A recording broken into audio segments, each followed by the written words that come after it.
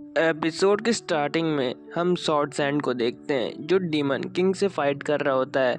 यहाँ पर हम देखते हैं कि जो शॉर्ट सैंड और डीमन है उनके बीच लड़ाई हो रही होती है। यहाँ पे शॉर्ट सैंड कहता है कि आज तुम बचोगे नहीं, आज मैं तुम्हें ख़त्म कर दूंगा डीमन किंग। हम यहाँ पे डीमन किंग को भी देखते हैं जो भी बहुत ख़तरनाक होता है।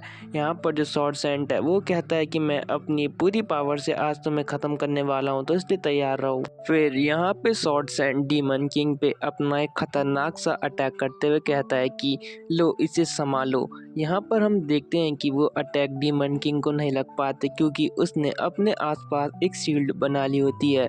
डीमन किंग यहाँ पे कहता है कि क्या तुम्हारे पास बस इतना ही है, चलो मैं तुम्हें अपनी पावर दिखाता हूँ। इसी के साथ वो डीमन किंग शॉर्ट सैंड पे अटैक कर देता है। यहाँ पर जो शॉर्ट सैंड होता है वो कह रहा होता है कि आज मुझे अपनी जितनी पावर है उन सब का यूज़ करके इस डीमन किंग को हराना ही होगा, क्योंकि जो पूरी ह्यूमैनिटी की आस है वो मेरे ऊपर ही टिकी है। इसीलिए मैं अपने इस शॉर्ट स्लैश में अपनी सारी पावर डाल रहा हूँ ताकि मैं इस डीमन किंग को ख़त्म कर सकूँ, क्योंकि मैं हूँ एक स्ट्रॉन्गेस्ट शॉर्ट सैंड। इसी के साथ शॉर्ट सैंड हंसते हुए कहता है कि अब ये सब शुरू होने वाला है। हम देखते हैं कि शॉर्ट सैंड और यहाँ पे डीमन किंग की फाइट फिर से स्टार्ट हो जाती है। यहाँ पर जो डीमन है वो कहता है कि चलो अपनी पूरी पावर लगा दो, आज मैं भी देखता हूँ कि तुम कितने ज़्यादा पावरफुल हो शॉर्ट सैंड। तभी जो हमारा सीन है वो आगे शिफ्ट होता है। हम यहाँ पर देखते हैं कि जो शॉर्ट सैंड है उसकी हालत बहुत ख़राब होती है। यहाँ पे डीमन किंग शॉर्ट सैंड से कहता है कि मैंने नहीं सोचा था कि तुम इतने ज़्यादा पावरफुल हो, मुझे बहुत मज़ा आया। यहाँ पे शॉर्ट सैंड कहता है क्या तुम मुझे प्रेज़ कर रहे हो, तो इसके लिए तुम्हारा शुक्रिया, और अब यहाँ पे मैं तुम्हें अपनी पूरी पावर दिखाने वाला हूँ।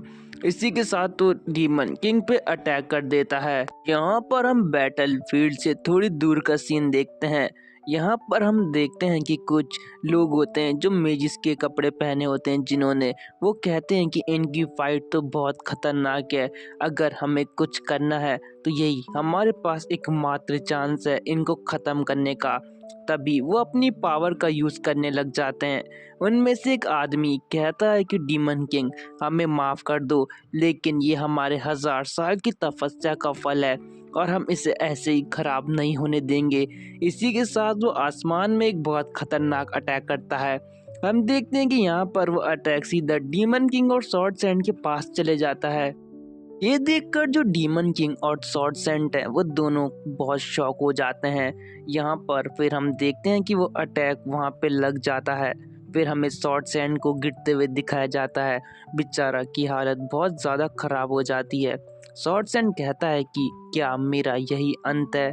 दूसरी साइड हम देखते हैं कि डीमन किंग भी बहुत बुरी तरह घायल हो जाता है, लगभग वो मर ही चुका होता है। शॉर्ट सैंड को हम ज़मीन पे लेटे हुए देखते हैं। शॉर्ट सैंड कहता है कि मैं ह्यूमैनिटी की एक लास्ट होप हूँ और मुझे यहाँ पर डीमन किंग को ख़त्म करना था, लेकिन अब जो है डीमन किंग को ख़त्म हो चुका है।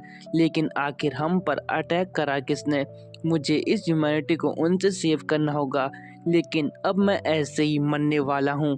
यहाँ पर हम शॉर्ट सैंड को देखते हैं जो अपनी आखिरी सांसें ले रहा होता है और कहता है कि ह्यूमैनिटी मैं तुम्हें पूरी तरह से प्रोटेक्ट नहीं कर पाया, और इसी के साथ शॉर्ट सैंड मर जाता है।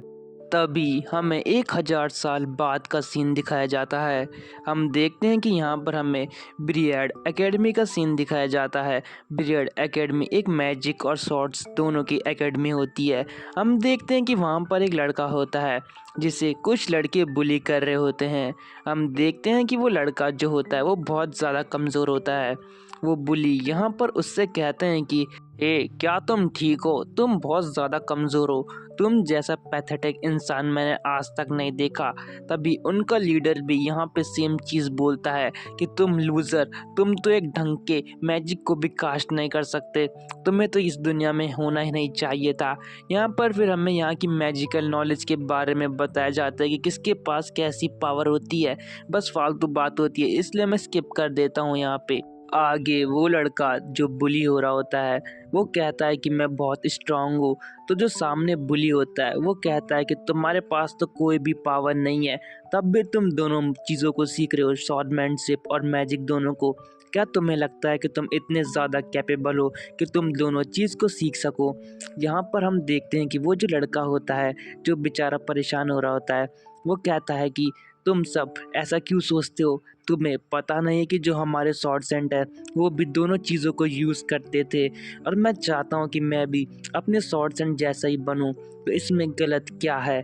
जैसे ही यहाँ पे वो लड़का ये कहता है, तभी उसके पेट में एक ज़ोर का मुक्का आके पड़ता है उस बुली के द्वारा। वो बुली यहाँ पर जो हमारा मेन कैरेक्टर है, उससे कहता है कि वो सिर्फ़ एक बकवास है। क्या तुम्हें लगता है कि कोई ऐसा इंसान होगा जो दोनों चीज़ में परफेक्शन हासिल करेगा? और इसी के साथ वो बेचारे उस लड़के को जो हमारा एमसी है उसे पीट रहा होता है और कहता है कि बास्टर्ड, और आगे कहता है कि तुम्हें रियलिटी को फेस करना होगा, ऐसा कुछ एग्जिस्ट नहीं करता, और अगर तुम्हें ऐसा लगता ही है तो तुम मुझे अपनी पावर को शो करो और किसी अच्छे खासे मॉन्स्टर को मार के लाओ, तभी हमें बिलीव होगा कि तुम क्या कर सकते हो। क्या तुम ये कर सकते हो? यहाँ पर जो हमारा एमसी है वो कहता है क्या, ऑल राइट, मैं ये सब करने वाला हूँ, मैं मॉन्स्टर को हंट करने जाने वाला हूँ। अगले सीन में हम एमसी को देखते हैं जो कहता है कि मैं उन सबको आज प्रूव कर दूंगा कि मैं कितना ज़्यादा कैपेबल हूँ और सॉर्ड कितने ज़्यादा महान है। यहाँ पर हम देखते हैं कि एमसी के सामने एक बहुत खतरनाक मॉन्स्टर होता है, जिसे देखकर जो हमारा एमसी है उस बेचारे की हालत बहुत ज़्यादा ख़राब हो जाती है। यहाँ पर मॉन्स्टर के सामने खड़े होने पर उस बेचारे की टांगे काँप रही होती है। मॉन्स्टर भी उस पे बिल्कुल दया नहीं खाता और एक ही अटैक उस पे करता है, जिससे बेचारे का काम तमाम हो जाता है। यहाँ पर एमसी मारा गया। क्या तुम्हें लगता है कि एमसी इतनी आसानी से मर सकता है? वेल, एमसी सच में मारा जा चुका है। अब इसके अंदर जो हमारे लेजेंडरी सॉर्ड्स है ना, उनकी आत्मा आने वाली है, जो तुम अब देखोगे। यहाँ पर एमसी मरते हुए कहता है कि मैं बस शॉर्ट सैंड की तरह बनना चाहता था, उनकी तरह मैं दोनों चीज़ें यूज़ करना चाहता था, लेकिन अब शायद मैं ऐसे ही मरने वाला हूँ। चलो कोई नहीं, मैंने अपनी लाइफ में इतना कुछ अचीव तो नहीं करा, लेकिन फिर भी मैं ऐसी मौत मर रहा हूँ। अब इसमें क्या ही कर सकते हैं। तभी हम देखते हैं कि सामने से एक बहुत तेज रोशनी आसमान की ओर जाती है। यहाँ पर जो वो मॉन्स्टर है वो भी ये सब देख रहा होता है, और जो दूसरी तरफ एकेडमी के अंदर वो शॉट टावर होता है, वो लाइट सब उससे आ रही होती है। फिर वो जो लाइट है वो सीधा जो हमारा एमसी मरा हुआ होता है ना, उसकी बॉडी के अंदर सीधा एंटर कर जाती है, और वो बिल्कुल शॉर्ट सेंट वहाँ पे आ चुकी है। ब्रदर ये देखो, शॉर्ट सेंट यहाँ पे कहता है कि आखिर मेरे साथ क्या हो रहा है? मैं तो मर चुका था, तो आखिर ये कौन सी जगह है और अब मेरे साथ आगे क्या होने वाला है? फिर हम रियल लाइफ में देखते हैं शॉर्ट सेंट इस बॉडी में आ चुके हैं। शॉर्ट सेंट कहता है क्या मैं मर चुका हूँ? आखिर ये बॉडी के साथ मेरी हुआ क्या? तभी हम देखते हैं कि शॉर्ट सेंट अपनी इंजरी को हील करते हुए कहता है कि अच्छा, लगता है कि मैं किसी और की बॉडी में आ चुका हूँ।